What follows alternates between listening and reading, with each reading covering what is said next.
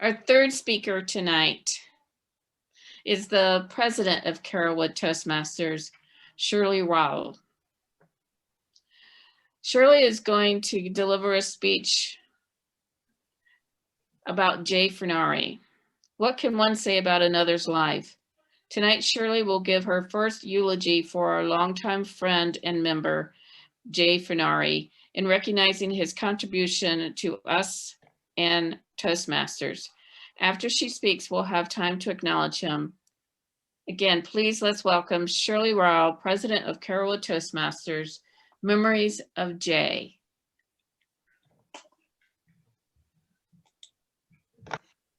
Fellow Toastmasters and guests, it is my honor to recognize the life of our longtime member, Jay Furnari. Thank you for attending, and later we will give you an opportunity to say something about Jay. I only knew Jay from Toastmasters and the stories that he told, but also the lessons that he taught me. I would like to share some things about his life by reading his obituary that was in the Tampa Times. I will share some pictures and share some moments in Toastmasters. I'm going to share a screen. Okay, let me get to this kind of thing.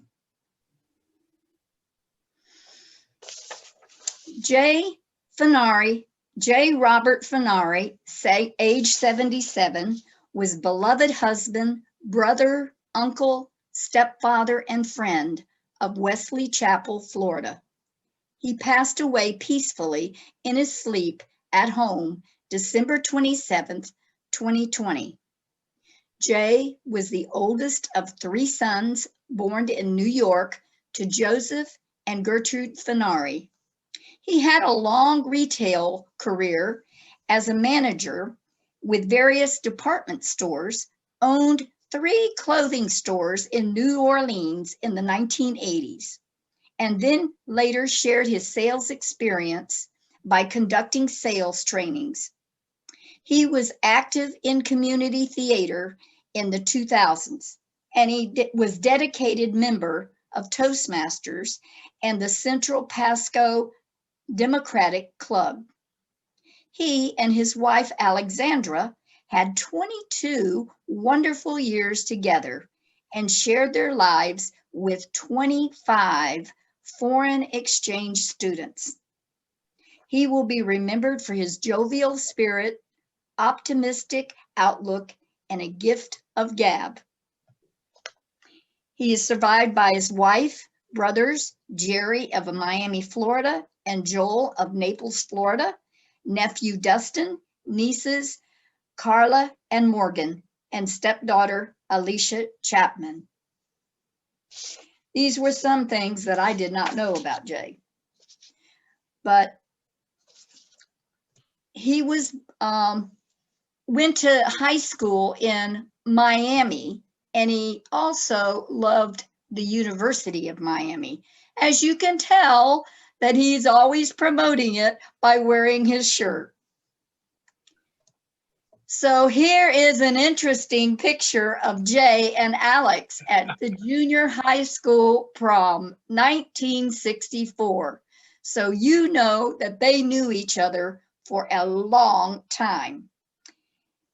He always talked about her, that she was the most loved wife that he had, and they did many trips and were very active. Here he is cruising around with her in Miami, and here he is cruising with her at the Kennedy Center. Jay had 2 brothers that were younger than him, and this is Jerry and Joel. Jay loved people. Here he is with a bunch of friends, and it was pointed out that the blonde in the middle was a German exchange student of theirs.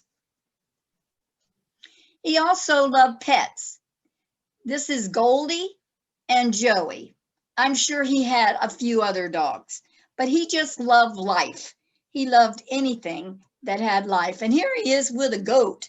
But this is told to me that he was volunteering at the Advent Health Hospital, and this was an event.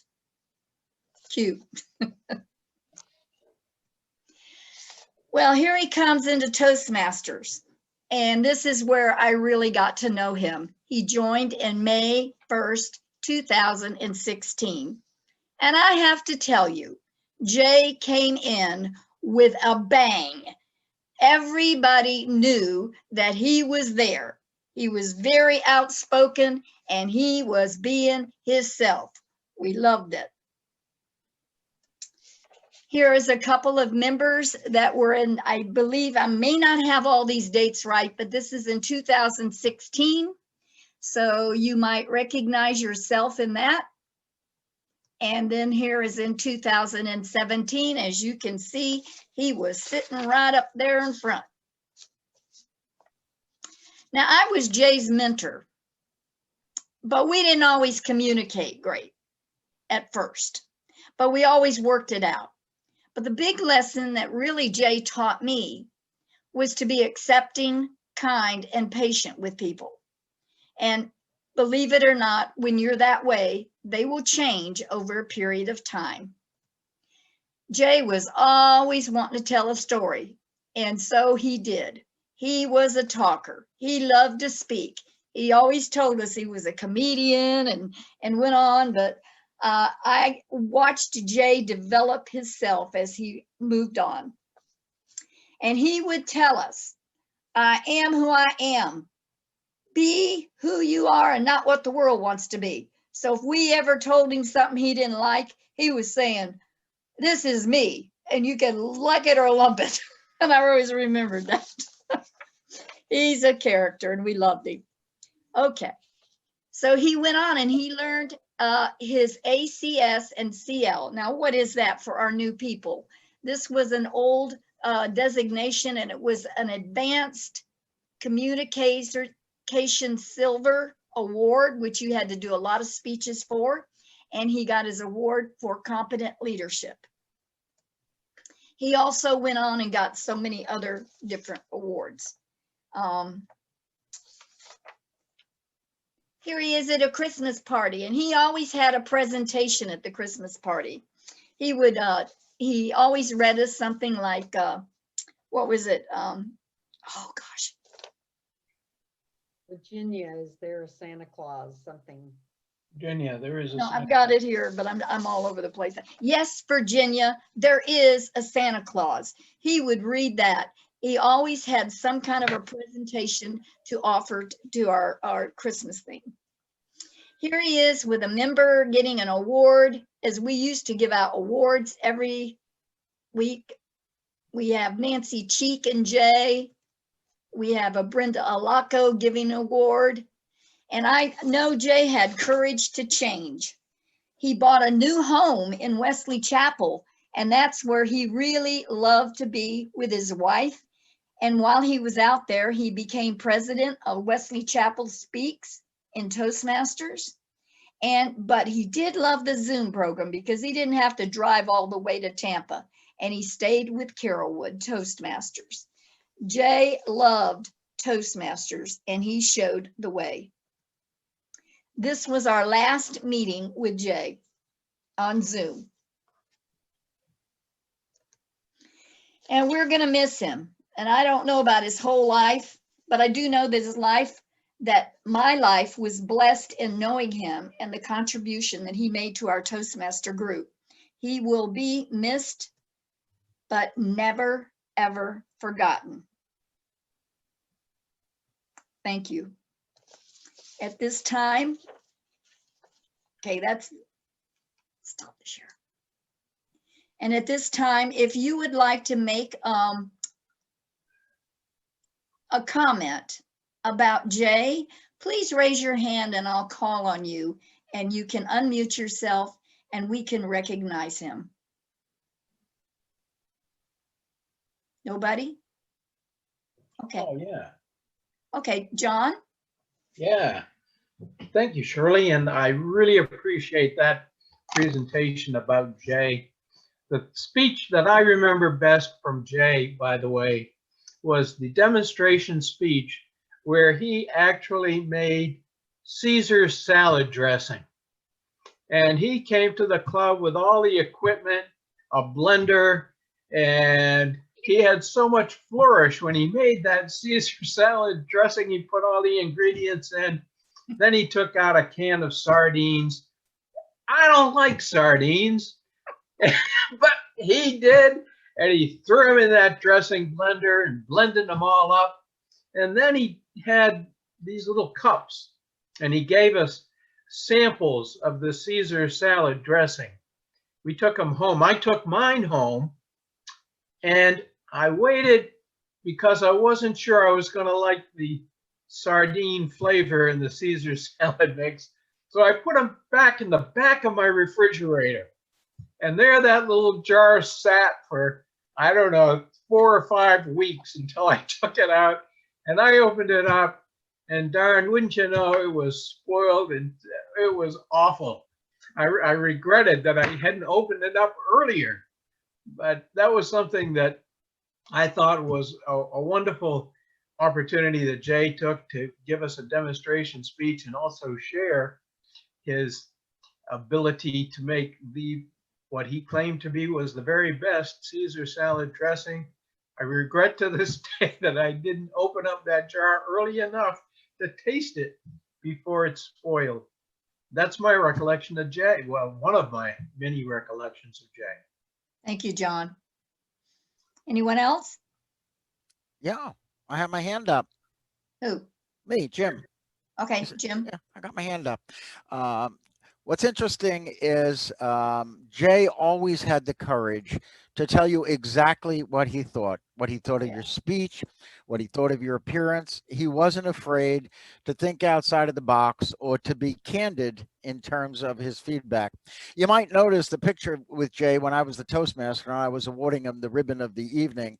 I was very adept in terms of not getting too close to his wheelchair, because I remember a contest. It was an area contest, or maybe it was a club contest, where I was a participant, and all of a sudden, out of the corner of my eye, out of the right side of my eye, I saw Jay coming towards me. He was rolling quickly. He was on his wheelchair. He had something to share. I don't know whether it was positive or it was a growth opportunity, but all of a sudden, my right foot, they rolled over my toes, and I said, Jay, you got to be a little less enthusiastic. But I thought what's interesting in his eulogy that was published and that Shirley shared some with us, the description that he had a jovial spirit and a gift of gab. And I think that both of those are phrases that would definitely describe Jay. I remember early on when I was a member and I met him when he first joined us, I said, well, why are you in Toastmasters? And he said, well, I'm in Toastmasters because I wanted to build me up. And if I look back on the 4 or 5 years that I was with Jay and that Jay was with our youngest and funnest club, more often than not, Jay was building other people up. And yes, he could be candid sometimes, but he also could be encouraging, especially for newer members, to tell them, this isn't brain surgery, it's not rocket science. It's just getting over that fear and using your confidence to grow. Jay definitely exemplified that. He seemed to be a confident speaker, and he was a wonderful storyteller, always willing to share stories, whether it was about suicide, whether it was about working with young kids, whether it was about things that he learned, or whether it was opportunities that he experienced on the stage. He definitely will be missed. He was a wonderful contributor to the lifeblood of our club, a unique individual, certainly had a gift for gab. All right, Walter, will you unmute? Unmute, yes. Hi, thanks, Shirley. I actually came today because Shirley had written to me and saying that she was going to give a eulogy, and I figured I have to come back and see everybody and share some experiences with Jay. Jay, as people have mentioned before, he told it like it is.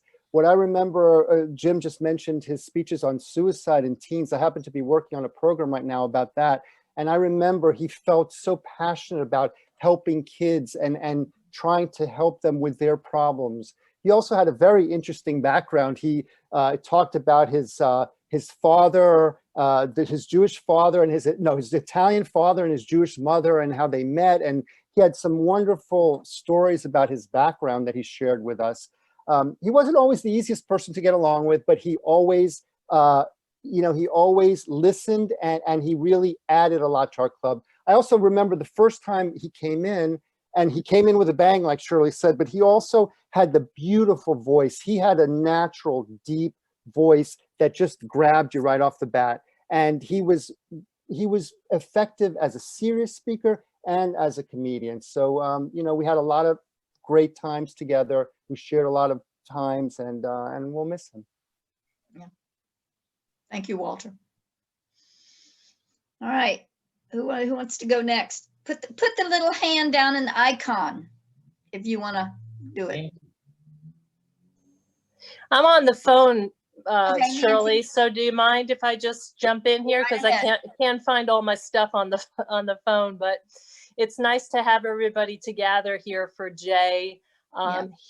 And I just want to comment on the growth that I experienced having Jay in my life. And I know we're talking about the fact that he really did contribute in terms of our speaking skills. He had a lot of knowledge, a lot of experience, and he always coached everyone at whatever level they were at in terms of speaking. But I had the opportunity to be the president of Carrollwood Toastmasters at a point that Jay, maybe it wasn't his first year, but maybe it was in his second year, and I was the leader. And as some people have mentioned already, Jay, just said what was on his mind. He was very candid. At times he was inappropriate and made some of us uncomfortable, but it forced me to be in a situation, and John Morse will recall this, where we had to get together to speak to Jay about just some of the things that he was saying. So it made me really step up as a leader,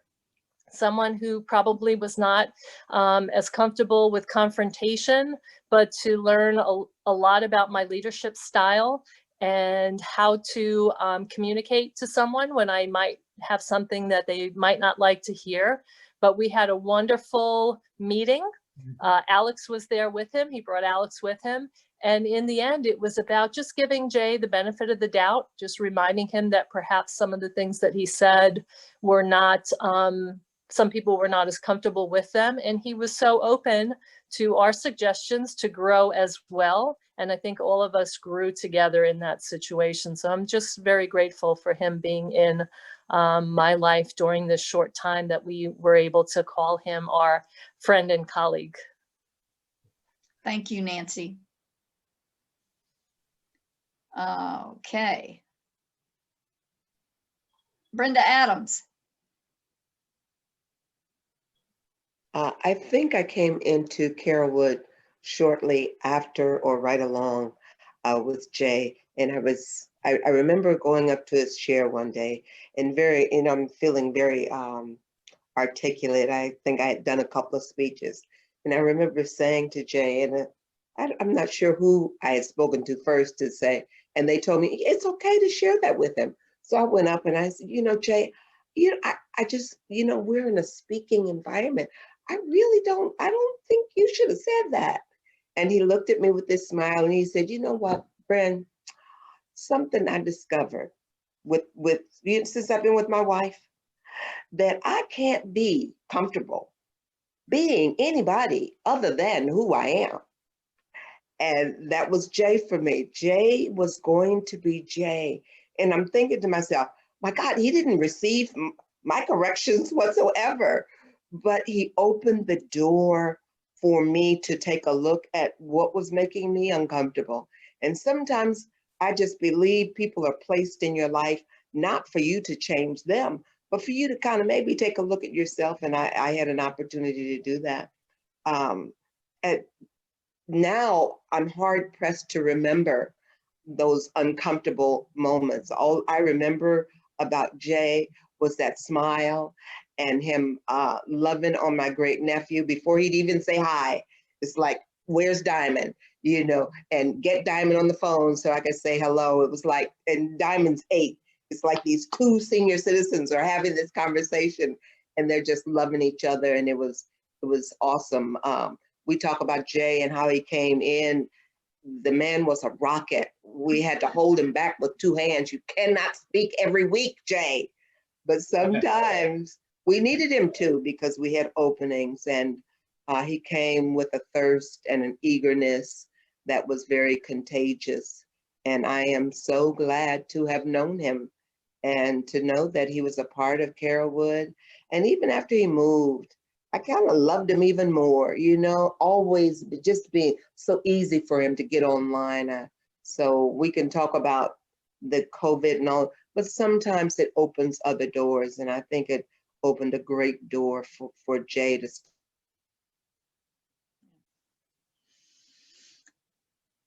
Thank you, Much, Brenda. Alexandra, for sharing him with us and being the chauffeur when he needed you, and just always making that happen. So we appreciate you as well. Thank you, Brenda. All right, I know we're going a little over, but you know what? This recognition of a life is important. So is there anyone else that would like to speak? Mano, I see you up. You need to unmute. Thank you. Okay, yeah, I want to share a couple of things that I learned from Jay. One is storytelling skills.